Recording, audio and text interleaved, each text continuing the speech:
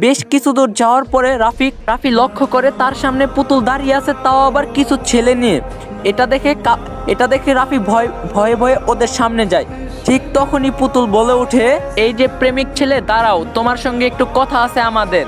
পুতুলের কথাটি শুনে রাফি সেখানে দাঁড়িয়ে যায়। তখন রাফি বলল, বলো প্রিয়তমা কথাটি শুনেই পুতুল ছেলেগুলাকে বলতে থাকে, মারো এই ছেলেকে, এমন মায়ের মারবা যাতে প্রেম কি জিনিস তা ভুলে যায়। পুতুলের কথাটি শেষ হতে না হতেই ছেলেগুলো রাফিকে গনগন করে পিটানি দিতে থাকে। এক পর্যায়ে রাফিকে মারতে মারতে অজ্ঞান করে ফেলে। তারপরে সবাই সেখান থেকে চলে যায়। রাফির যখন জ্ঞান ফিরল তখন রাফি উপলব্ধি করে সে তার নিজের রুমে শুয়ে আছে আর তার মা পাশে বসে কান্না করতেছে। তখন রাফি বলল, ও মা, তুমি কান্না করতেছো কেন, কি হয়েছে? তখন রাফির মা বলল, বাবা, তোর জ্ঞান ফিরলো, যাক, আল্লাহ আমার দোয়া কবুল করছে। তখন রাফি বলল, মানে? তখন রাফির মা বলল, আগে তুই বল, তোকে কেন মারলো ওই ছেলেগুলো? তখন রাফি মায়ের এমন প্রশ্ন শুনে রাফি সত্যিটা না বলে মিথ্যা একটি বানোয়াট আটে। তখন রাফি বলল, জানি না মা, হঠাৎ ওরা আমার সামনে এসে কিছু বুঝে ওঠার আগেই মারামারি শুরু করে। রাফির মা বলল, ও আচ্ছা, তুই সুস্থ হয়ে উঠ, তারপরে পুলিশের কাছে যাব, ঘুমা এখন তুই। তখন রাফি বলল, ঠিক আছে মা। তো এইভাবেই সেই দিন কেটে যায়। পরের দিন যখন রাফি কলেজে আসার জন্য বের হচ্ছিল তখন তখন রাফির মা অনেক নিষেধ করে। তখন রাফির মা বলল, বাবা, আগে সুস্থ হয়ে ওঠ, তারপরে কলেজে যাস, এখন তো অনেক অসুস্থ তুই। তখন রাফি বলল, মা, এখন অনেক ভালো ক্লাস হচ্ছে, এইসব মিস করা যাবে না, যদি উপস্থিত না থাকি পরীক্ষার সমস্যা হবে।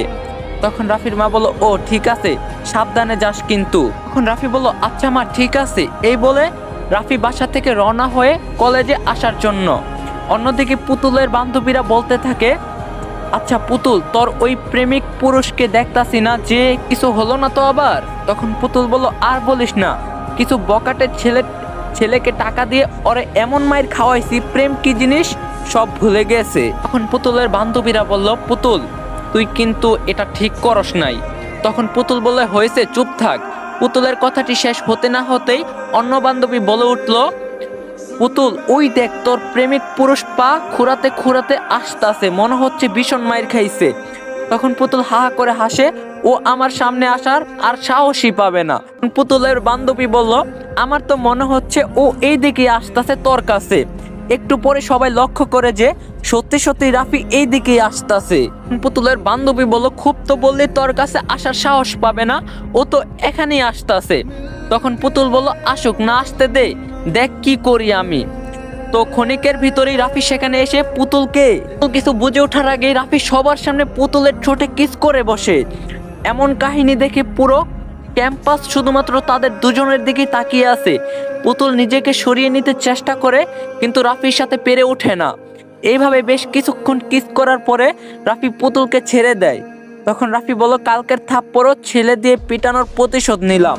এই কথা শুনে তো পুতুল রেগে মেগে একাকার হয়ে যায়। ভাবতেই পাচ্ছেন না তখন কি করবে। তখন রাফি বলল, কি হলো গো রূপবতীর, থাপ্পড় দিবা না? তখন পুতুল বলল, তুই এই কাজটি কিন্তু ভালো করলি না, এর জন্য তোরে ভীষণ পস্তাইতে হবে। রাফি বলল, সমস্যা নাই, আমি সবকিছু করার জন্যই রাজি আছি।